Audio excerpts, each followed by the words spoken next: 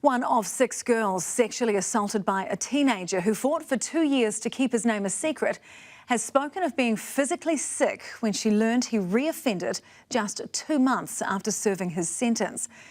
It can only now be revealed that 21-year-old Luca Fairgray, who was last month found guilty of having a sexual relationship with a 13-year-old, has 10 previous convictions.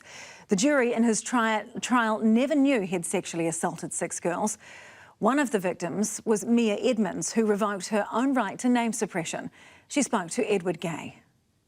When Mia Edmonds first met Luca Fairgray at school, she didn't see him as dangerous. I trusted him. I thought that he was just a normal guy that I could be friends with. But 2 years later, at a house party, Fairgray attacked her 3 times. I didn't really know what was going on. Firstly in a park, then at a bus stop. I ended up with him pinning me against the corner of the bus stop on the ground. He basically literally forced me into a corner while I was very drunk and could barely really stand up at that stage. And he just violated me.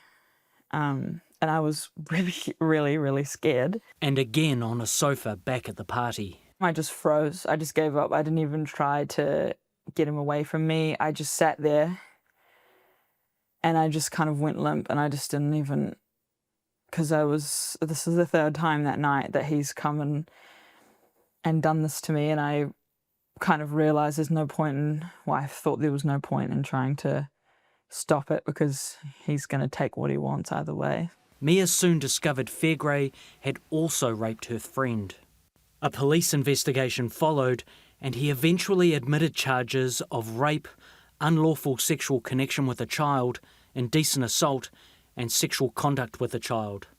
But he was spared prison. Ripping apart the lives of 6 girls, he gets to stay home for a year and play Xbox. And while Mia and 2 other survivors took the brave step of having their automatic right to name suppression lifted, Fairgray continually appealed in an effort to keep his name secret.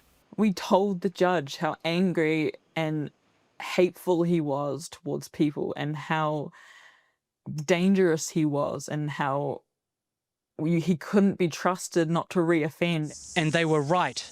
2 months after completing what the judge described as a lucky break sentence, and while still subject to release conditions, Fairgray began a sexual relationship with a 13-year-old girl he'd met online. When I found out, I vomited.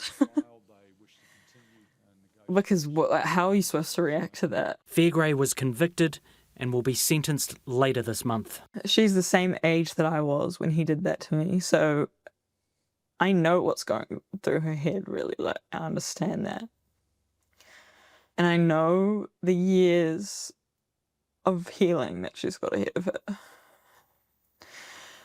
I would not wish that on my worst enemy. The Supreme Court finally lifted his name suppression today. Mia is hopeful naming Fairgray will spare others similar pain.